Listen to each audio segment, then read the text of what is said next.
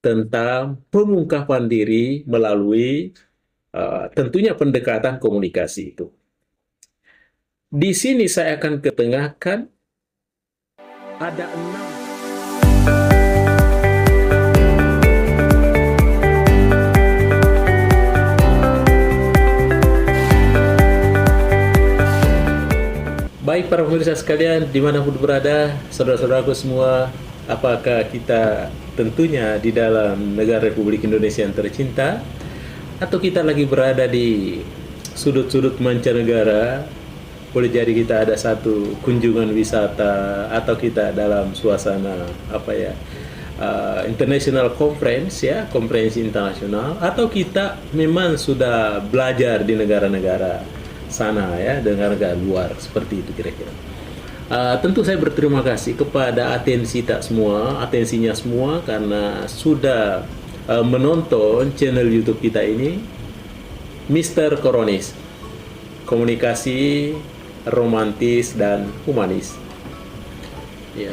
Para pemirsa sekalian dimanapun berada, tentu saja channel YouTube kita ini tidak pernah lepas dari fenomena-fenomena komunikasi.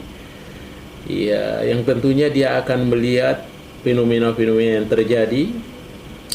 Kemudian setelah itu fenomena yang terjadi itu bisa dijadikan sebuah narasi dari perspektif komunikasi tentunya. Salah satu di antaranya fenomena yang terjadi itu adalah kita mau melihat bagaimana prosesi yang namanya dinamika hubungan ya, atau perkembangan hubungan itu, atau perkembangan kehidupan itu ya, yang biasa dikenal dengan komunikasi dinamika hubungan atau perkembangan hubungan.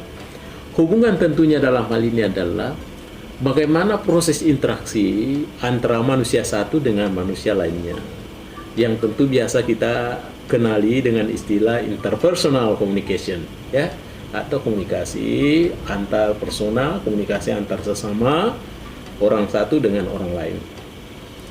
Para pemirsa sekalian dimanapun berada, ketika kita melihat daripada prosesi yang terjadi, hubungan yang satu orang terhadap orang lainnya tentu tidak terjadi begitu saja, tapi tentu mengalami step-step ya, mengalami tahapan-tahapan. Tahapan-tahapan itulah yang disebut dengan dinamika atau perkembangan hubungan-hubungan itu. Di dalam komunikasi, para pemirsa sekalian, bahwa perkembangan hubungan itu adalah sama dengan perkembangan pengungkapan diri. Ya. Sebagaimana yang kita kenal dalam komunikasi bahwa semakin banyak atau semakin besar pengungkapan diri seseorang pada saat dia melakukan proses komunikasi, maka semakin intens dia berkomunikasi. Ketika kita mengenal seseorang hanya namanya saja, tentu kita tidak bisa bercerita banyak tentang orang itu. Tapi ketika kita mengenal lebih dari itu lagi, sudah kenal namanya, kenal sukunya, kenal di mana kampungnya, di mana alamat rumahnya, bahkan rumpun keluarganya kita sudah kenal, maka tentunya kita tidak was-was lagi melakukan proses komunikasi. Dengan demikian, maka komunikasi itu sebetulnya adalah, atau pengungkapan diri dalam komunikasi adalah mengurangi ketidakpastian seseorang. Saya sudah sampaikan tadi bahwa semakin banyak kita mengenal orang, semakin mengungkapkan dirinya, maka semakin berpotensi untuk intensnya berkomunikasi. Baik para pemirsa sekalian dimanapun berada, pada saat ini kita akan mengenali tahapan-tahapan baik secara kuantitas maupun secara kualitas tentang pengungkapan diri melalui tentunya pendekatan komunikasi itu. Di sini saya akan ketengahkan ada 6 tahapan ya, di dalam melihat proses komunikasi atau dinamika hubungan itu terjadi. Kita lihat yang pertama. Yang pertama itu adalah ada yang disebut dengan tahap inisiasi ya. Ya, ini saya baca bukunya Rabin and Stewart ya. Itu diterbitkan pada tahun 2006 ya, di mana dia membagi 6 ya dinamika hubungannya atau tahapan-tahapan untuk hubungan ini. Yang pertama ya, tahap inisiasi. Apa itu tahap inisiasi? Termasuk di dalamnya tahap inisiasi ini adalah termasuk pada saat kita pertemuan, di mana kita ketemunya, di mana awalnya berpandangan mata, ya, di mana awalnya menyesuaikan diri. Tentu ini penuh dengan keraguan-raguan, karena ini adalah masih pertemuan yang pertama. Pertemuan-pertemuan inilah yang masih penuh dengan tanda tanya, penuh dengan keraguan, masih perlu penyesuaian. Inilah yang disebut dengan tahap inisiasi. Iya, penuh dengan tanda tanya, penuh dengan ketidakpastian. Siapa gerangan? Itu tahap inisiasi. Kemudian yang kedua, para pemirsa sekalian, yang kedua adalah tahap eksplorasi. Bagaimana itu tahap eksplorasi, para pemirsa sekalian? Di sini tentunya kita bisa melakukan komunikasi dengan mengeksplor, ya, membangun hubungan, berinteraksi terhadap sesama dengan mengeksplor, menggali potensinya. Ya, termasuk di dalamnya adalah mengumpulkan informasi yang sebanyak-banyaknya terhadap diri pribadi lawan bicara kita atau lawan komunikasi kita. Sehingga dengan demikian kita tidak hanya melihat sisi luarnya saja, tetapi kita juga mampu sudah melihat lebih detail tentang sisi dalamnya. Ya, inilah disebut dengan tahap eksplorasi. Semakin banyak informasi dari pribadi seseorang, semakin bagus. Ini semakin intens di dalam melakukan proses komunikasi. Itu yang kedua. Kemudian yang ketiga, ada yang disebut dengan tahap intensifikasi. Apa itu tahap intensifikasi? Pada tahapan ini tentunya kita sudah membuat keputusan mini. Ya, keputusan kecil. Apakah perkawanan ini dilanjutkan? Apakah pertemuan tadi ini dapat dilanjutkan atau tidak dilanjutkan? Ya, kalau dilanjutkan, tentu ada alasannya. Karena ada kesamaan barangkali, ada penyegaran yang terjadi, ada refresh yang terjadi, makanya ini kita lanjut tahapan ini disebut dengan tahap intensifikasi. Kalau ternyata pertemuan tadi itu gagal, tidak bisa dilanjutkan, tentu juga harus ada alasannya. Ingat, di dalam komunikasi semua jawaban boleh benar, tergantung dari alasan.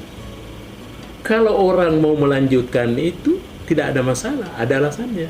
Kalau dia mau hentikan pertemanan itu, tidak apa-apa juga, karena juga tentunya punya alasan-alasan tersendiri. Dan alasan-alasan itu tentunya sangat privacy, sangat pribadi sekali. Itu yang ketiga. Kemudian yang keempat, ada yang disebut dengan tahap formalisasi. Ya. Apa itu tahap formalisasi? Artinya ini merupakan tingkatan keempat di dalam membangun sebuah dinamika hubungan. Artinya ketika kita tadi setuju pada tahap intensifikasi untuk melanjutkan perkawanan, untuk melanjutkan pertemanan ini, maka tentunya saatnya kita harus formalkan. Bagaimana itu caranya formalkan? Andaikan pertemuan ini terjadi di antara muda dan mudi, ada muda-mudi, gadis dan pria, ya, cowok dan cewek umpama, yang tentunya tidak sekadar hanya perkawanan saja, tapi dia mau formalkan perkawanan itu menjadi untuk membangun sebuah nantinya perkawinan. Ingat, perkawanan yang paling berkualitas adalah perkawanan yang diiringi dengan sebuah perkawinan. Sehingga dengan demikian perlu diformalkan itu melalui cincin. Ya, mungkin cincin pengikat sebagai arti sebuah perkawanan itu bahwa kita harus formalkan. Andaikan ini dia bagian dari komunikasi bisnis, maka tentunya dia harus ada teken kontrak, ya, sebagai sebuah formalisasi daripada pertemuan atau perkawanan ini. Kira-kira seperti itu. Dan kemudian yang kelima, para pemirsa sekalian, perlu kita bangun tahap yang namanya redefinisi. Ya, bagaimana itu redefinisi? Artinya di dalam pertemuan tadi, di dalam perkawanan tadi, tentu mengalami perubahan-perubahan yang terjadi. Perubahan-perubahan yang terjadi ini bisa saja mempengaruhi setiap individu di dalam pengambilan keputusan. Artinya ketika beradaptasian antara satu orang dengan yang lainnya ternyata terjadi perubahan-perubahan akibat karena umpama ada sesuatu yang melanggar kesepakatan, tidak komitmen lagi dengan janji-janjinya, maka kadangkala perkawanan itu bisa menjadi bubar. Tapi sebaliknya, ketika itu perkawanannya semakin erat, semakin kuat, maka tentunya ini juga bisa langgeng, bisa dilanjutkan kembali untuk meningkatkan kualitas perkawanan itu.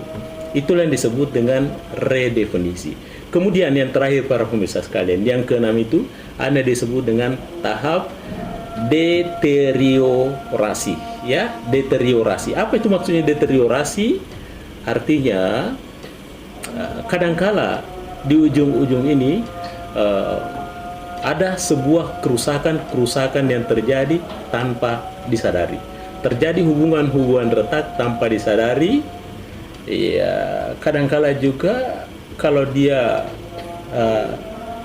dalam konsep cinta, kadangkala cinta menjadi surut kadangkala juga komunikasi bisa menjadi sebuah terbebani di antara komunikator dengan komunikan.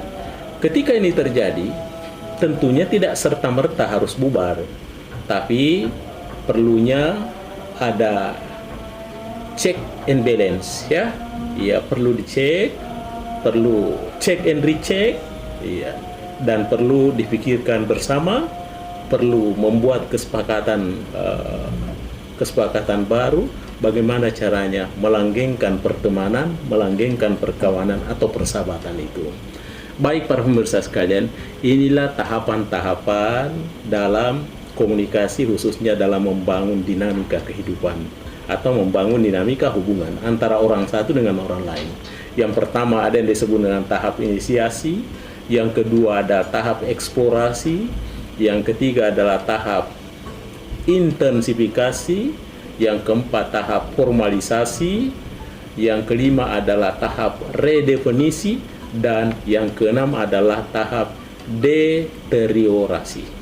Baik para pemirsa sekalian, inilah yang sempat saya sampaikan, mudah-mudahan ada manfaatnya.